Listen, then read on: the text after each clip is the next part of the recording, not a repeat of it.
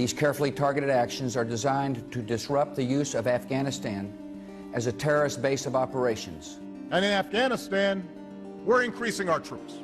Military power alone will not bring peace to Afghanistan or stop the terrorist threat. And it's time to end the forever war.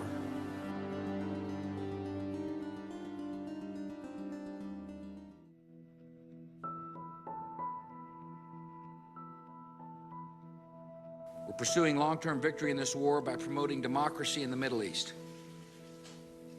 so that the nations of that region no longer breed hatred and terror.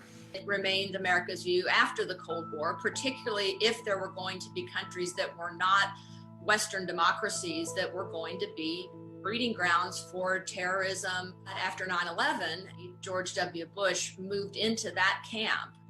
But we've also got an ideology based upon liberty, which stands in stark contrast to the ideology of the thugs and murderers called the Taliban.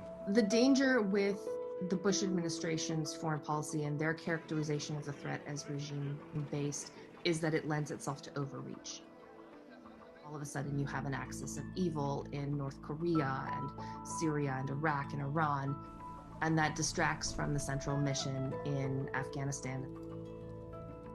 American and coalition forces are in the early stages of military operations to disarm Iraq, to free its people. Presidents very rarely, after their presidencies, say, I made lots of mistakes. He still supports his decisions to invade Afghanistan and Iraq.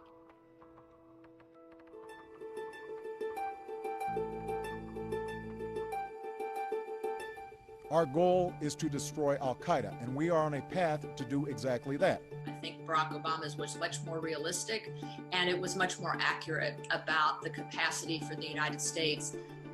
Afghans are responsible for the security of their nation, and we build an equal partnership between two sovereign states.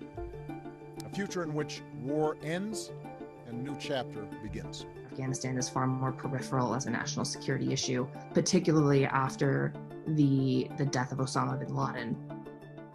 The United States has conducted an operation that killed Osama bin Laden, the leader of Al-Qaeda. The mistake was in the surge decision. The theory of counterinsurgency and how we were going to win the war changed.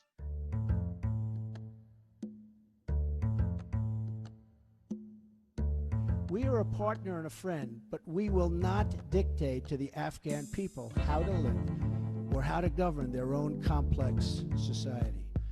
Because he had virtually no political experience except for running for president, I don't think that he had a vision for Afghanistan. The view of Donald Trump was to eliminate American forces, and indeed he started so-called peace talks with the Taliban. There hasn't been a moment like this. We've had very successful negotiations. We think they'll be successful in the end. And I think the Trump administration and those negotiating that deal felt a lot of that same pressure, that they wanted to get a deal before they left office. The human rights element, which had been so central to U.S. foreign policy, was not important to those in power. We are not nation building again. We are killing terrorists. I made the decision. The buck stops with me. Biden is interesting because he's very much shaped by personal experience. I carry that burden every day, just as I did when I was vice president. My son was deployed to Iraq for a year.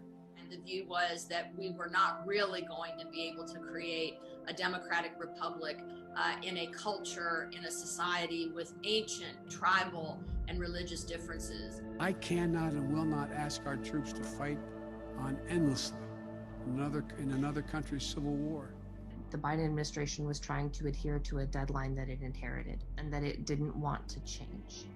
The idea that somehow there's a way to have gotten out without chaos ensuing, I don't know how that happens. I would hope that it would have shaped all four of the presidents the way Vietnam tended to shape presidents. If I look across the four presidencies, I would sum it up succinctly by saying it was a success followed by a failure.